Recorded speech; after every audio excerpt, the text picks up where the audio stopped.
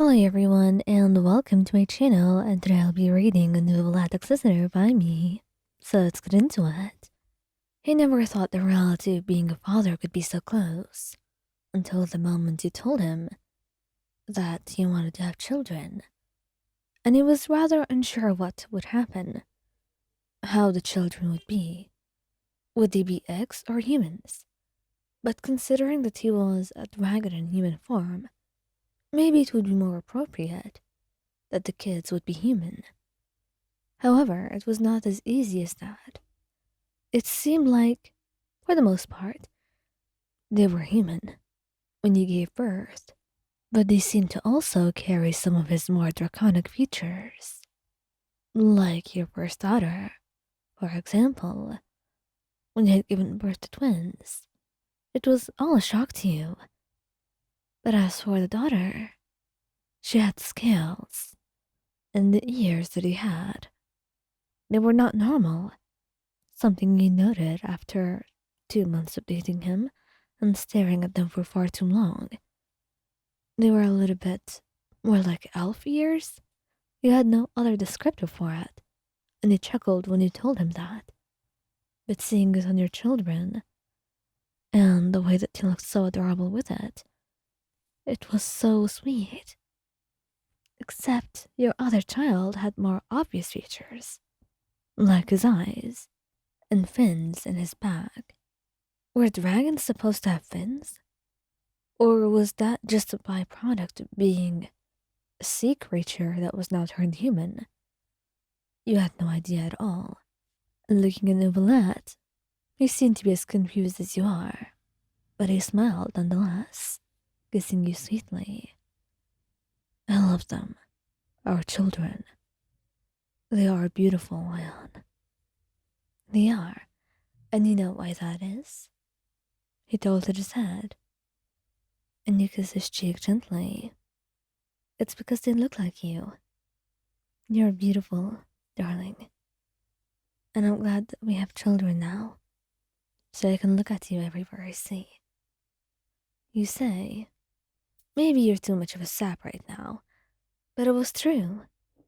You could see him and your children, the way that they laughed, their nervousness, their eyes, every bit of them. And it just so happened that your daughter also had white hair, much like her own father. And it was adorable to see her like this. She had blue scales, and Neuvillette actually had ones, but most of the time he was in control of when they showed. And he told you that he supposed that they too would gain control over that in due time. For now, they didn't seem to have that ability, which was not something to worry about. And even if they did not, the two of you accepted your children either way. But one thing you had never expected was to be able to fall in love with Neuvillette even more. Not because he made it hard or anything like that.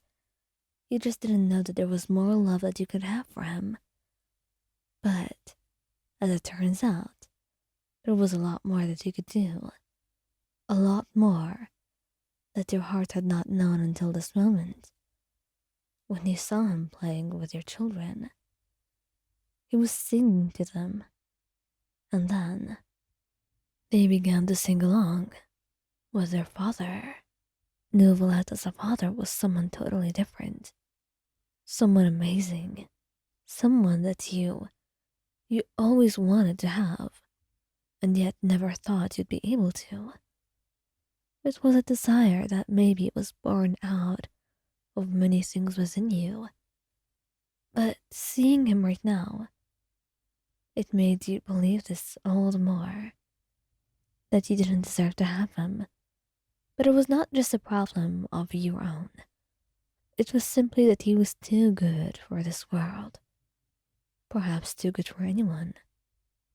With the way he seemed to be so loving, in an endless manner, always wanting to give and love in a way you could never understand. And he was beautiful as a father, just perfect. And as he cradled your child to sleep, putting him right next to your daughter, he wrapped an arm around your waist, kissing your cheek. Darling, the kids are asleep. We should maybe make use of this time, don't you think? Make use of this time? What do you mean, Neuvillette? Unless you mean exactly what I think. I think I do.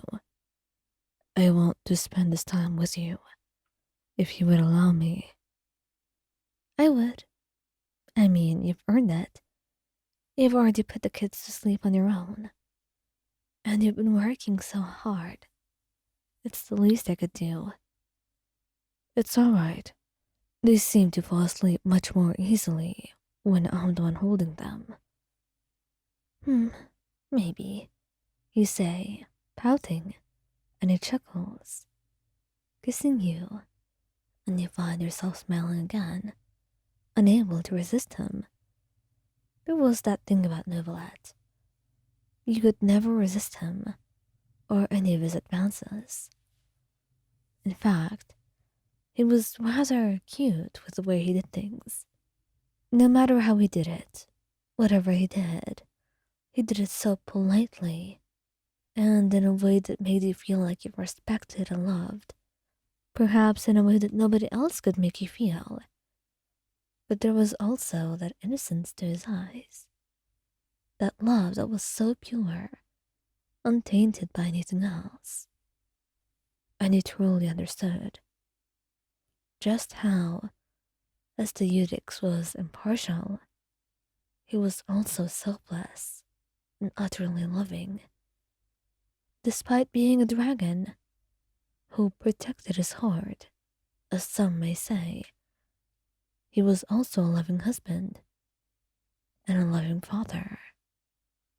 He had so much love to give in his heart. And right now, as he picked you up and took you to your room, so the two of you could cuddle and enjoy your time together, he knew that you were loved, and so your children, and most of all, your family would be okay. Despite his own cluelessness about raising children and his own doubts, you could see that the two of you would be able to go on with the family that you've had. And especially Neuvillette, since he had much potential and a lot that he did not see in himself. And hopefully, you could help him with that. But right now, as he kissed you once again, you let yourself melt into it, losing yourself in the moment, wrapping your arms around him and pulling him even closer.